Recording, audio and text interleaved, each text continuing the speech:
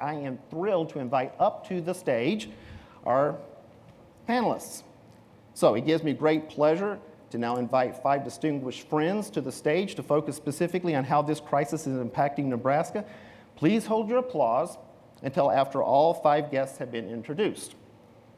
Casey Belitz was appointed director of the Nebraska Department of Economic Development in June of 2023. Before his appointment, Director Belitz served as Chief Operating Officer of the Nebraska Community Foundation. Earlier in his career, he served for almost 2 decades as president of the Columbus Area Chamber of Commerce. Michelle Suarez is a longtime advocate and champion for early childhood education. She is a former elementary school principal in Lincoln and led the early childhood arm of Prosper Lincoln Community Initiative for 4 years. Commissioner Brian Maher began his tenure as Nebraska Commissioner of Education this past July. Directly prior to assuming his role, Commissioner Maher served as the CEO and Executive Director of the South Dakota Board of Regents. He also previously served as superintendent at Sioux Falls Public Schools in South Dakota and at Kearney and Centennial Public Schools in Nebraska. Heidi Pieper currently serves as Southwest Regional Manager for the Nebraska Farm Bureau, an organization dedicated to enhancing the lives of Nebraska farm and ranch families. She and her husband Tyler are first-generation ranchers in Farnham, Nebraska. And good friend Heath Mello currently serves as President and CEO of the Greater Omaha Chamber of Commerce, a former state senator and public policy strategist. Heath also served as Vice President for External Relations at the University of Nebraska before assuming his new role at the Chamber in August of this year. Could you please welcome all these incredible, wonderful people?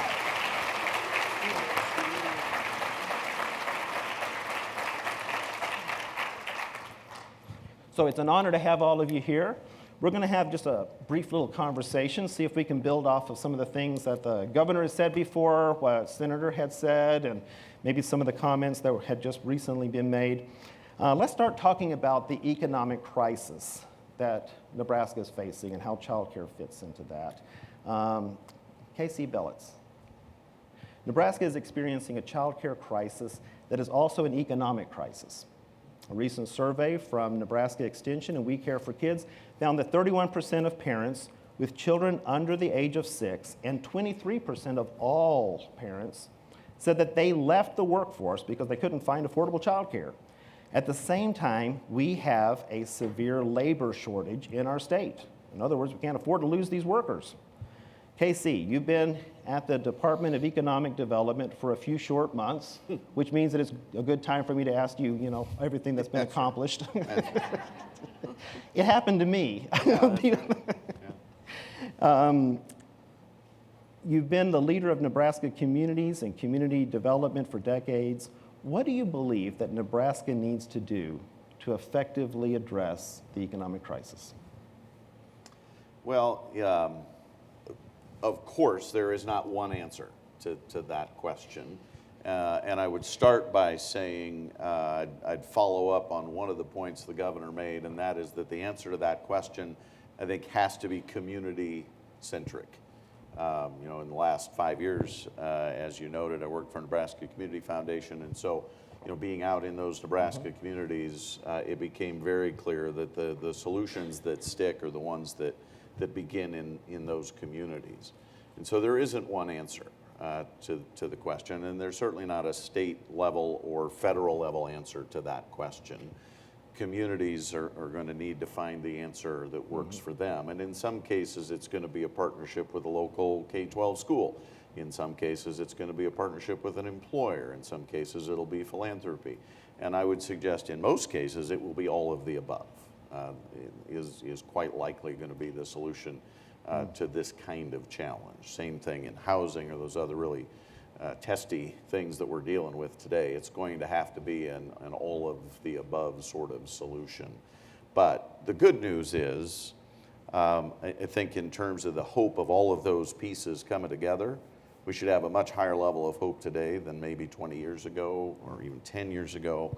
And that's, I mean, you look at the panel, you look at the people in the room, you look at the fact that the governor opened things, there's just an awareness that this is a challenge beyond just something that belongs within the purview of early childhood or education, whatever. This is everybody, right?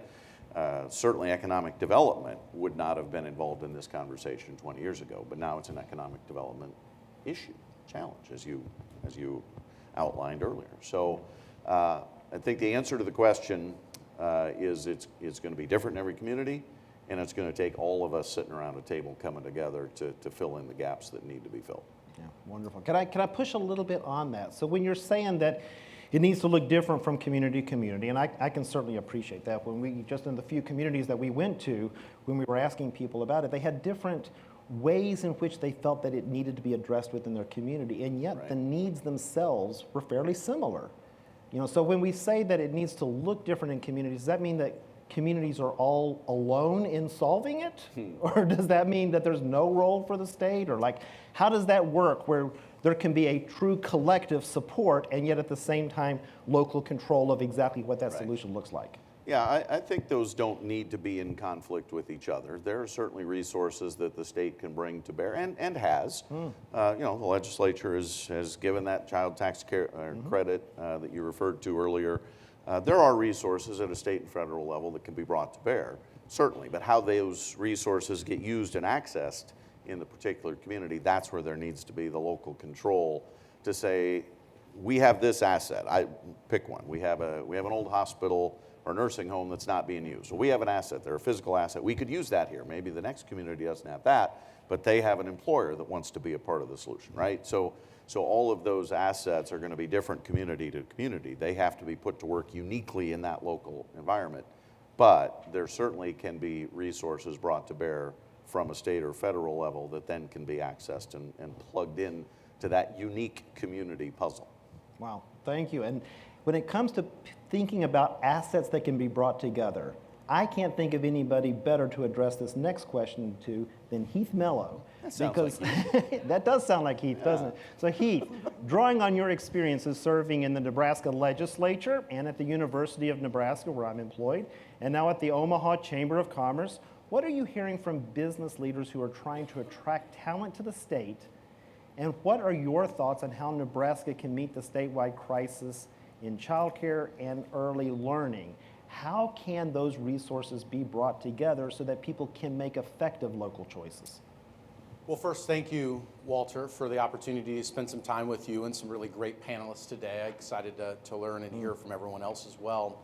I think the unique opportunity in my 33 days, not as many as KC in my new role with the Greater Omaha Chamber, is that clearly talent attraction and workforce needs are the number one issue I hear from our members in the Greater Omaha area.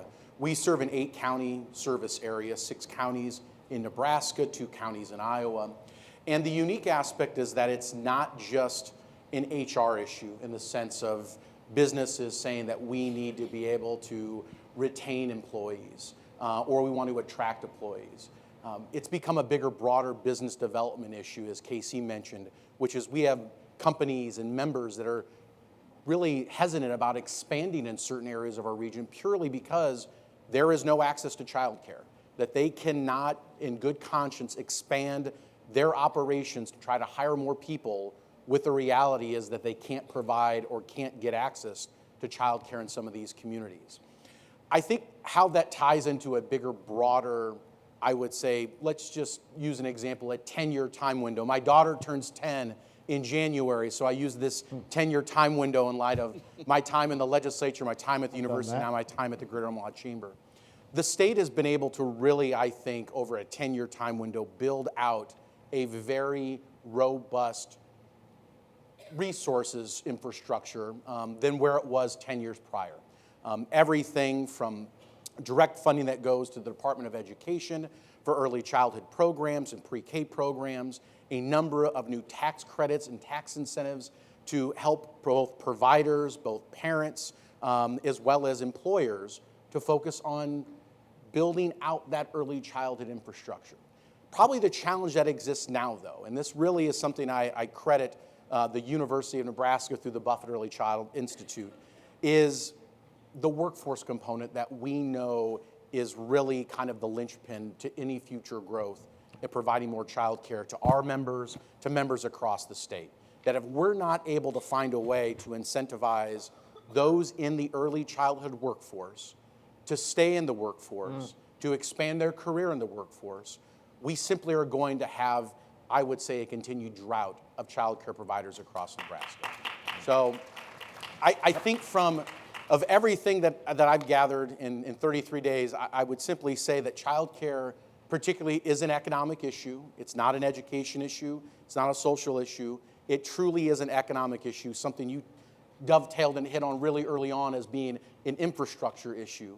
And I think it's really exciting to be able to be in a new position and be able to use some past experiences, work with great partners in the Department of Ed, Department of Economic Development, and the university to try to figure out a way to advance this effort moving forward. Well, thank you. Heidi, from a rural perspective, like what does this look like? What does this look like in our rural communities? You know, Nebraska has a lot of rural communities, a lot of farmlands. What kind of challenges do residents in rural communities especially and specifically end up facing? And what do you think should be done that might be specific to our rural areas? Yeah, that's a great question, and I'm excited to get to speak about it. I come from a community of 170 people, and so when we talk about things like solutions driven from the community, that's not always possible when you have the same families who are the business owners, who are the families. It's all intertwined, and I think maybe much more so than in some of the larger communities, but we face a lot of the same issues. I talked to a mom this weekend who just lost care within the past week and is adding 3 hours to her daily commute time just to access childcare. She's going to have a child at home getting off of the bus without parents at home now, just simply due to a lack of care. And one thing that I always like to talk about is that there's a lot of issues that need addressed and a lot of things that we can look at to solutions, but it's really important to me that we look at kind of what the base level tells us, and a lot of what I hear about that is that really the key issue is staffing, and if we don't have adequate staffing, then really nothing else matters. When we have staff caring for our children in the most critical times in their growth and development who are earning salaries that put them living under the poverty line, it's just completely unacceptable. I don't think that there's any way that we can say that we care about children when that's the level of the value that we've assigned to their caregivers. Thank you. Obviously a popular answer in the crowd. Commissioner Maher. Yes. Welcome back to Nebraska. Thank you. From your time north of the border in South Dakota. You've seen a lot of education in a lot of different places. You've seen education throughout our state. You've seen education in South Dakota. You've seen what education looks like now here as commissioner here in our state. Tell me, what is it that you think education needs to do that would be helpful to childcare, and how does childcare impact education? In other words, you know, from your particular perch, where should we go from here? Well, first of all, thanks for the welcome back. Both my wife and I are tickled to be back. I would say, first of all, I think I'll personalize that question. I think of just a couple of weeks ago, I got a Snapchat from my daughter in North Carolina. Wow. And she has a 4-year-old, a 2-year-old, and a 1-year-old, and she's busy. That's a lot. Yeah. She was taking them to school, and school for my 4-year-old, 2-year-old, and 1-year-old grandchildren was a preschool, and it was a quality preschool where they were going to have quality experiences, and maybe most importantly, give mom a break. But they were going for that quality beginning experience that you talked about earlier, and I thought back to my time as a superintendent. By the way, when I don't get those snaps, I get snaps of mom and dad reading to those grandchildren, wow. And I get snaps of those kids playing in their backyard, and all those things that as a grandparent make you feel good. But as a former teacher, principal, superintendent, and now commissioner, I think about those kids who are coming into our schools and what experiences are they having. And I think about my time as a superintendent in Utica, a small town, and in Kearney, where we are here today. And I think about how easy it is not to see the kids that don't have those experiences. Those kids are easy not to see. And I love the brain imaging that you showed. And it's fairly easy to see which kids have those experiences and which kids don't. And then those kids who don't have those experiences, how their educational experience is touched every step along the way, whether it's the academic achievement piece, whether it's acting out in class, or ultimately ending up somewhere outside of the system. All bad options, and options that I think could be at least remediated if we would spend more time and more energy at the earliest years for our youth. I'm hopeful that this convening and others like it can put an ecosystem together for the kids of Nebraska that will be a model for the kids of the nation. Thank you. There's certainly an awful lot of science that shows that, high quality early care and education programs can have long-lasting impacts on the lives of children that make it easier for them to be able to succeed in school. And then there's the case, of course, of Stacy, who, because she's caring for children, makes it possible for 7 teachers to be working in schools. It's like easy to see the connections that you're drawing. Thank you.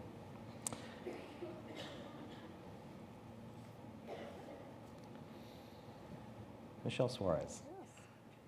Nebraska communities are really stepping up and working together in innovative ways to address their early care and education challenges. And we know voters wholeheartedly support prioritizing solutions to their child care crises. We know these through multiple voter polling. In the survey that I previously mentioned, 84% of voters said that Nebraska should support child care and early learning like it supports K through 12 and higher education. Michelle, you have been a long-time advocate of cross-sector collaboration. Can you share a few examples of cross-sector collaboration that you've seen to be particularly successful when it comes to supporting early care and education programs and the professionals that are in them during this time of crisis that we've been discussing? Yes, and thank you for the opportunity to be here today. Thank you. In 2014, we did a kind of a datascape of Lincoln. I'm from Lincoln, Nebraska, and we looked at the data that said Lincoln is a great place to live, but we also know that there were significant challenges. And so the cross-sector part of that was that business leaders, anchor institutions such as the University of Nebraska, faith-based leaders, educators, philanthropy, leaders from across the community came together to say, let's do something to make sure that Lincoln is a prosperous place for all. And so we really focused on 3 areas, and one was early care and education, and one was employment skills, and one was innovation and entrepreneurship.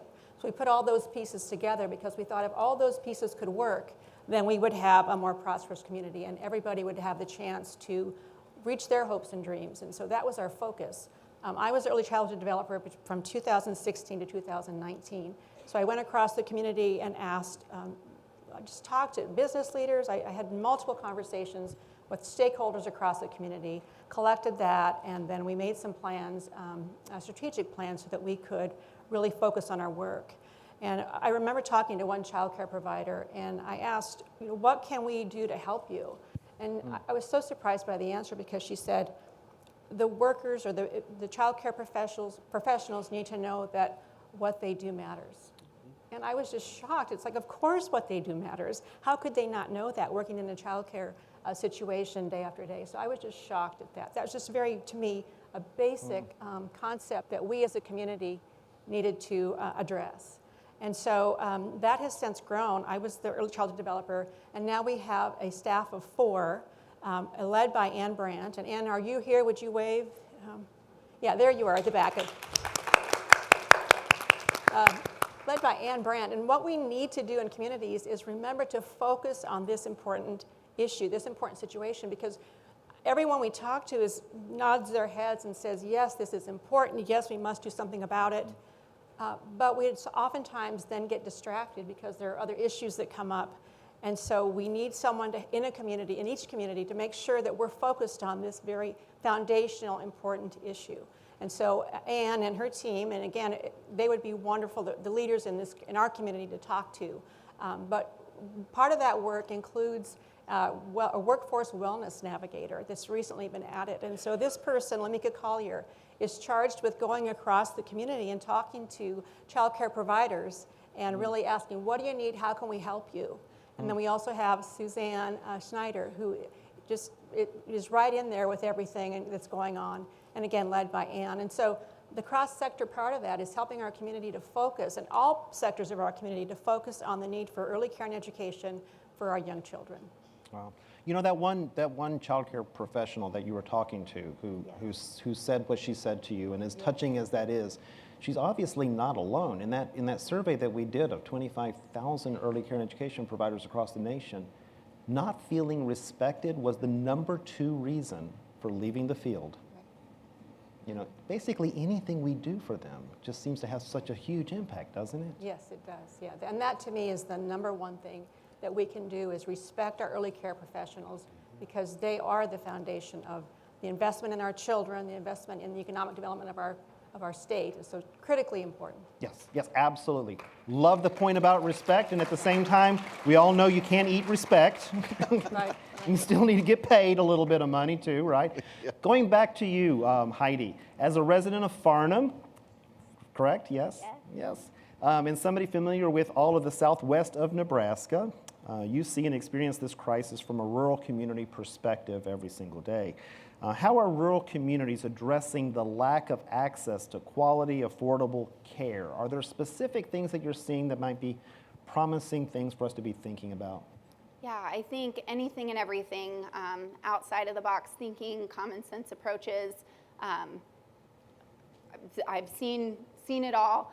I think that we need to stop looking at the Band-Aid fixes, though. We need to exit crisis mode and start thinking about long-term, real solutions that are going to have a lasting impact.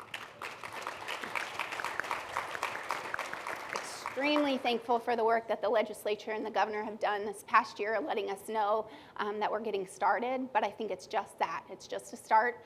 We need more than what we've done with the child care tax credits and the increase in background checks and things like that. Super thankful for them. But we really need more. McDonald's, fast food restaurants should not be competition for our workforce in child care.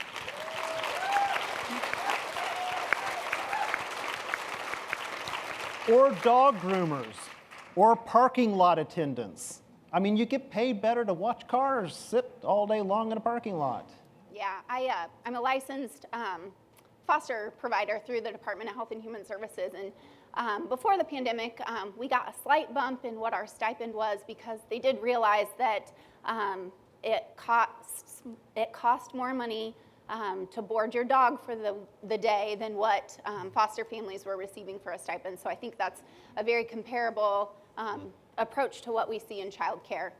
We really need to put our money where our mouth is when we say we care for kids. Heidi, you know, do me a favor if you would, Heidi, and back me off if I'm getting too extreme in what I'm going to say. But is that a value statement when a society values and compensates those who care for their dogs better than they do those who care for their children? I mean, it just seems like that's got to say something, right? Absolutely, it does. And I think an issue that not a lot of people are aware of, that many of the kids that are in care do belong to the state. And so to say that this isn't an issue that needs addressed by the state is just absolutely false. I think we need to be looking at all avenues, anything and everything that we can do to solve this issue. Wow. And that's the rural perspective. Well, thank you. Commissioner, early childhood is seen as a period of time from birth through grade 3. That's how many people define early care and education. Can you share with us how the state's teacher shortage, especially in the lower grades and for special education, is affecting children, families, and schools, and what you think we should do about this? Wow. Well, first of all, it's a real issue. I mean, ESBN as has been said up here already, it's not a east versus west issue. It's not a large school district, small school district issue. It's not an urban or rural issue.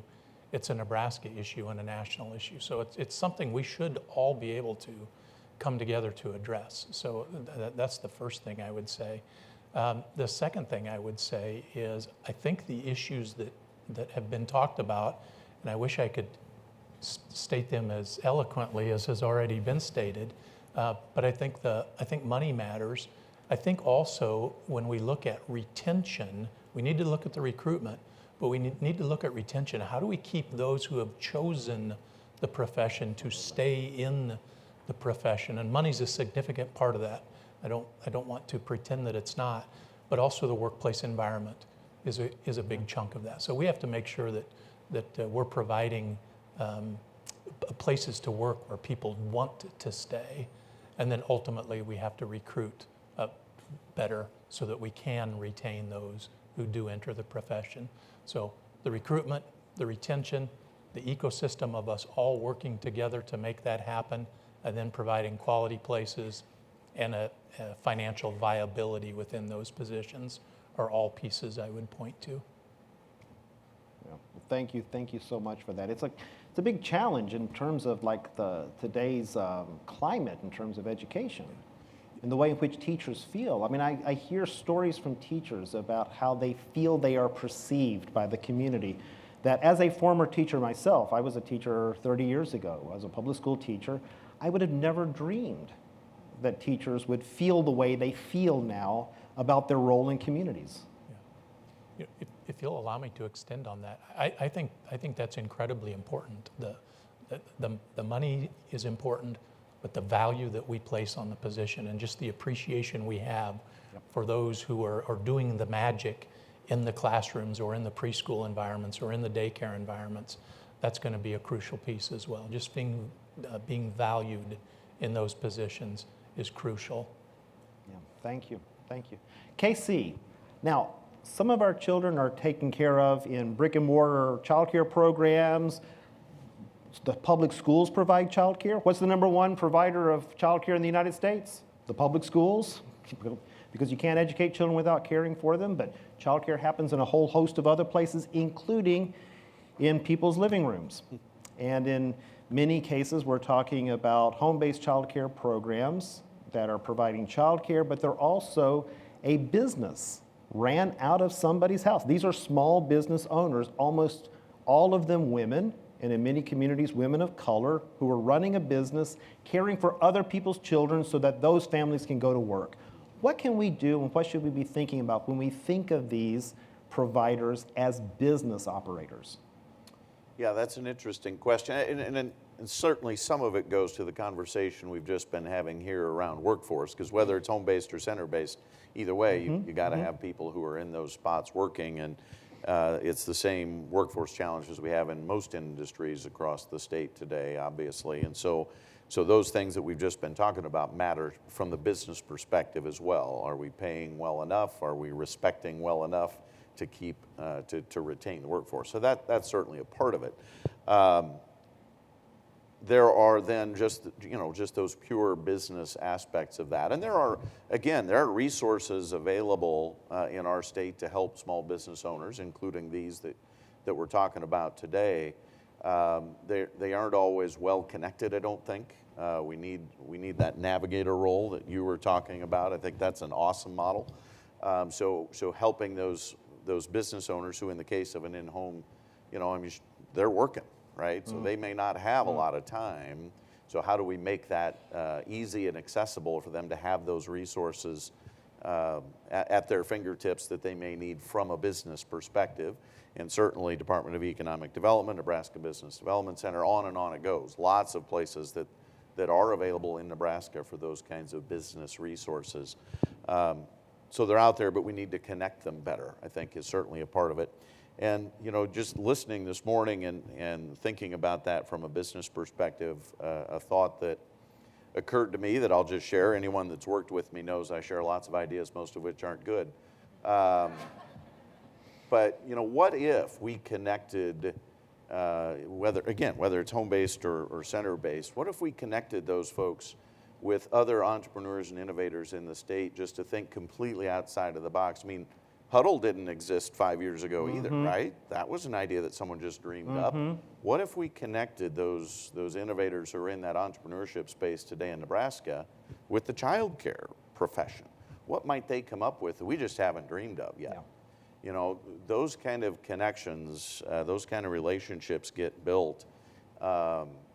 It's fascinating what might happen. So let's throw away the box and think about, okay, what do the guys at Huddle know that might help a child care provider in Farnham? Right? Absolutely. Or just connecting these home-based child care providers, because in many cases, I mean, they're all providing similar services, but in many cases, they may not even know each other. Oh, they might not absolutely. have an opportunity to ever interact with each other. If we can just connect them, we can make some kind of a professional identity out of them and maybe retain them in the field longer. You bet. Yeah. Thank you. Thank you.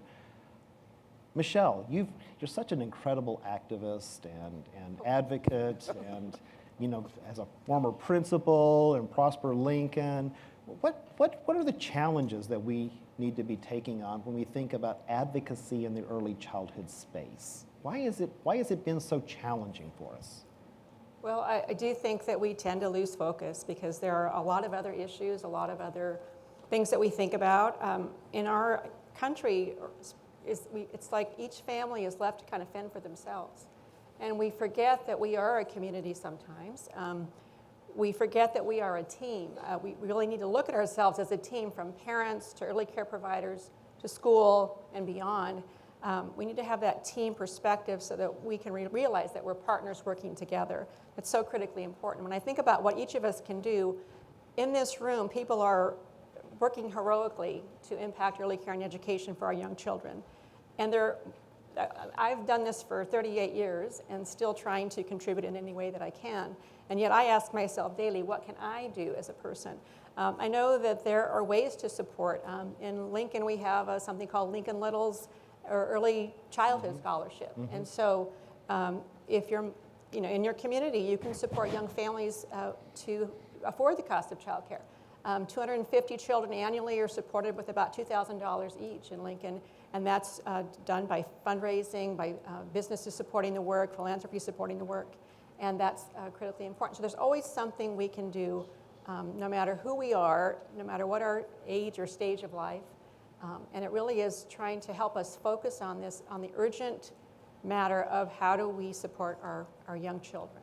So, we just have to ask ourselves, and I know throughout the day there'll be specific sessions that really deal with how can we as a community move forward, but no matter where we are, and if there's a conversation in the community, and in many communities there are conversations and actions, then we need to ask ourselves, how can I attend the meetings? How can I impact the meetings? How can I really add to the agenda? And each of us can do that in our respective communities.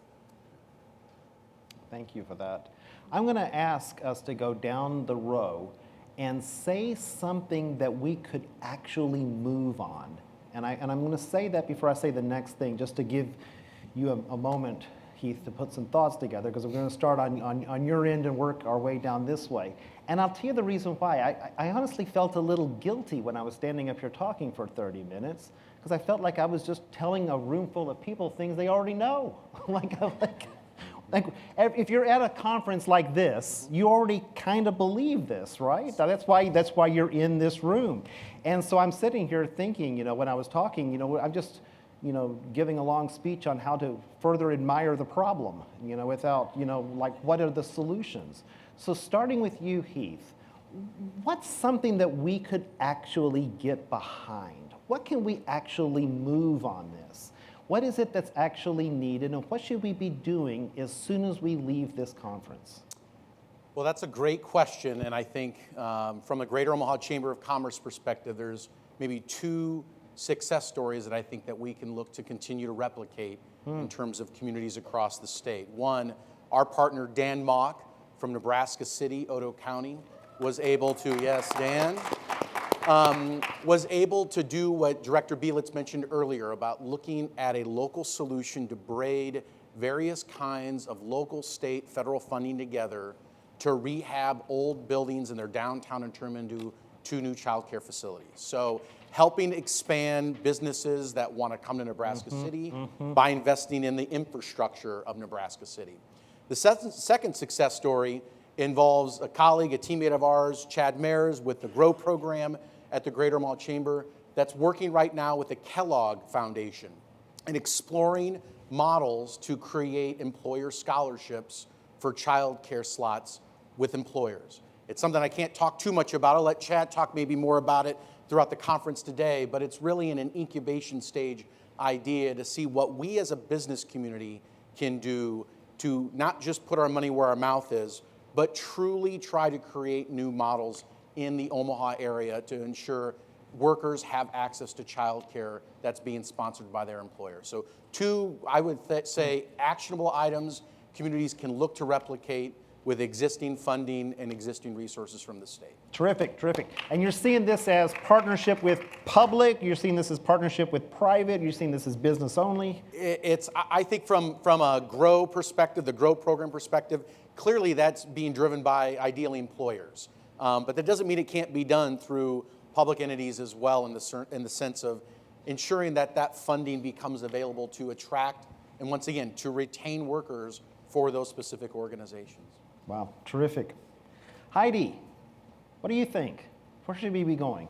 Yeah, I think everything that we've been talking about are great opportunities. I think that we're seeing a very evident need through the data that you shared and the stories that we're hearing, and just finding a way to help pay our workforce more than what they're currently getting paid. And so I think that we get that done in kind of 2 ways. I think we need to continue to share our stories, our struggles, what the current climate is, so that people understand how this impacts them, their communities, their businesses.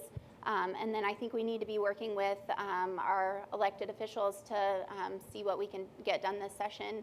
Like I said, really appreciate all the work that's been done to date. And I know that we've got people in office who are dedicated to continuing to work towards long-term solutions. So just working with those elected officials, I think, is a great next step. Well, thank you. Commissioner.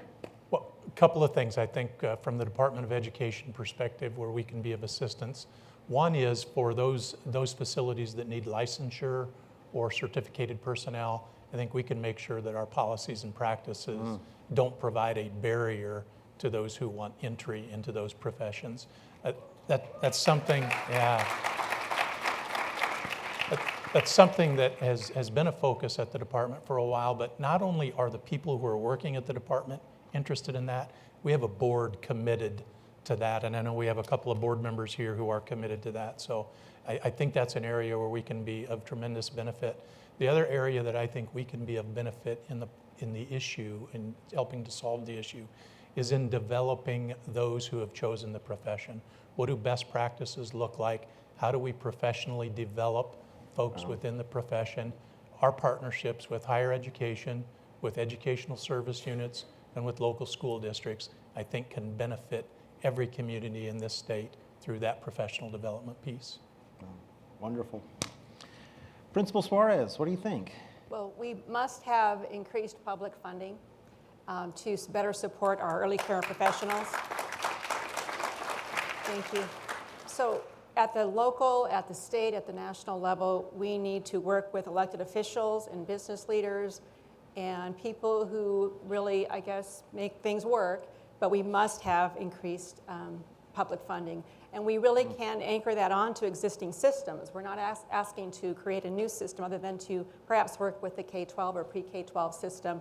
There's a lot of systems in place there, and we can really work within that system to better support our young children. But we must have public funding. All right, wonderful. Casey, bring us home. Well, I appreciate the question, and particularly because I firmly believe Nebraska has a unique window of opportunity as a state economically right now, and I can, from my seat at DED, get to see that every day. With that opportunity certainly comes challenges. This is one of them. So I think there's physics involved in this too. The scope of the challenge almost always equals the scope of the opportunity. And so we have this challenge, but we have an equally large opportunity in front of us to do something about that now during this window of opportunity. You heard earlier from my boss, this is an issue that Governor Pillen cares about pretty personally, pretty deeply. Heard that. What we also know is that he is not interested in small solutions or sitting in his seat.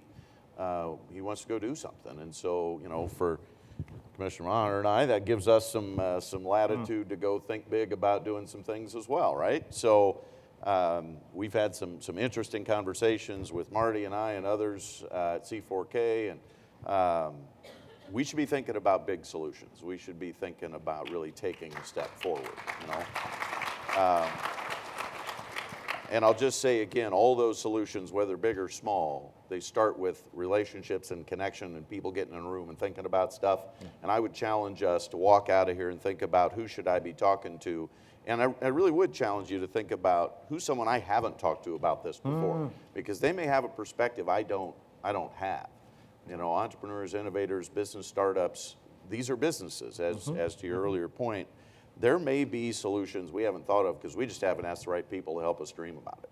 Wow, terrific, terrific. Can't agree with you more about the great opportunities that are here. Yep. The passion is here. The ingenuity is here. Every time I go out to a community, I hear ideas that I never would have thought of. It's that opportunity that put me on a plane 6 months ago from Connecticut to here. And I haven't looked back, and thank you so much for putting us in that frame, and thank you all for being here. What a great, wonderful discussion. Now it's time for all of us to get to go work. Thank you, all of you who are here. I don't know what it is that you do in early care and education, but I do know this: if you're here, it's because you care about children and families, and for that, thank you, thank you, thank you all.